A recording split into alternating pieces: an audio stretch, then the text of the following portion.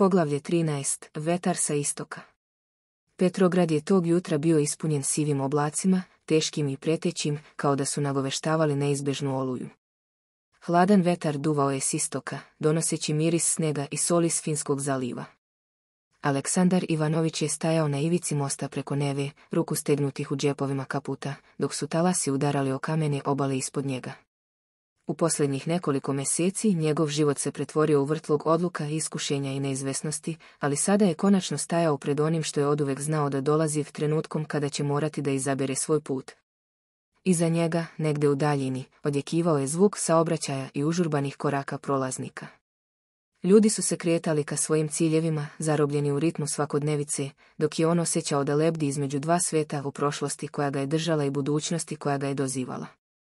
Fascikla u njegovoj ruci bila je teška, ali ne zbog papira koje je nosila, već zbog značaja koji su oni predstavljali. Bila je to njegova posljednja prilika da promeni tok svog života. U proteklim nedeljama, njegova unutrašnja borba dosegla je vrhunac. Njegov projekat, onaj koji je godinama sanjao, sada je bio pred realizacijom. Dobio je priliku da napusti posao u firmi Dmitrija Pavlovića i pokrene sopstveni studio, ali cena te odluke bila je visoka. Stabilnost, sigurnost, poznata pravila igre i sve bi to nestalo u trenutku kada potpiše odluku. A šta ako ne uspe? Šta ako izgubi sve? Šta ako se ispostavi da je njegov san samo iluzija, krhka poput leda na nevige? Aleksandar je zatvorio oči i duboko udahnuo, dopuštajući vetru da mu rashladi lice. Sjetio se svog detinjstva, malog stana u kojem je odrastao, očevih grubih ruku umazanih bojom i majčinog tihog glasa dok mu je pričala priče pre spavanja.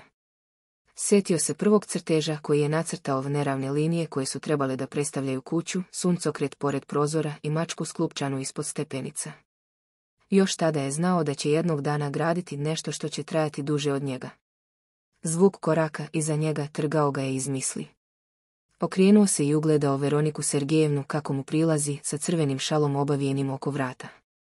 Njene plave oči bile su ozbiljne, ali tople, kao da su razumele sve sumnje koje su ga mučile. Čekala sam te u kafiću, rekla je, blago zadihano. Znaš, nije u redu ostaviti nekoga da sedi samog uz hladan čaj. Aleksandar se slabašno nasmija. Izvini.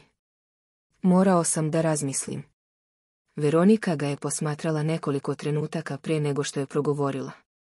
Znaš, Aleksandre, postoji trenutak kada prestajemo da razmišljamo i jednostavno odlučimo. Nije stvar u tome da znaš šta je ispravno. Stvar je u tome da biraš, pa da to što si izabrao učiniš ispravnim.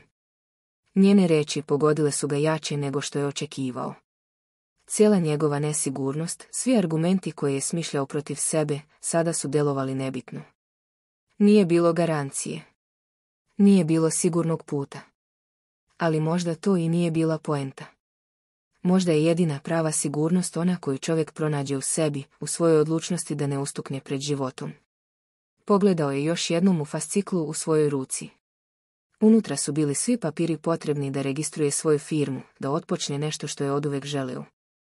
Samo jedan potpis delio ga je od toga. Još uvijek je mogao da se okrene i vrati u kancelariju Dmitrija Pavlovića, da nastavi s projektima koji nisu bili njegovi, da gradi tuđe snove umjesto svojih. Ali nije. Aleksandar je pogledao Veroniku, a zatim odlučno krenuo prema ulici, ka kancelariji gdje je trebao da preda dokumente. Vetar sa istoka bio je hladan, ali sada mu se činilo da ga gura naprijed. Po prvi put nakon mnogo godina nije bežao od svojih snova. Jurio ih je. I više nije bilo povratka. Osjećao je svaki korak koji je pravio dok je koračao pločnikom prekrivenim snegom. Osjećao je miris rane zime, oštar i svež, dok su svetla Petrograda treperila u daljini. Senzacije su bile intenzivne, kao da je svaki detalj u ovom trenutku bio značajan, topao dah koji se dizao u magli, škripa njegovih čizama na snegu, zvuk tramvaja u daljini. Svijet oko njega nije se promenio, ali on jeste. Kada je stigao pred zgradu uprave, stao je ispred masivnih vrata. Njegova ruka je bila blago znojna dok je stezao fasciklu. Duboko je udahnuo i ušao unutra. Prostorija je bila tiha, mirisala je na staru hartiju i mastilo. Ljubazna činovnica podigla je pogled ka njemu. Kako vam mogu pomoći, pitala je mirnim glasom. Aleksandar je progutao knedlu i položio papire pred nju. Želim da registrujem svoju firmu, rekao je, glasom koji više nije drhtao. Žena je uzela papire i počela da ih pregleda.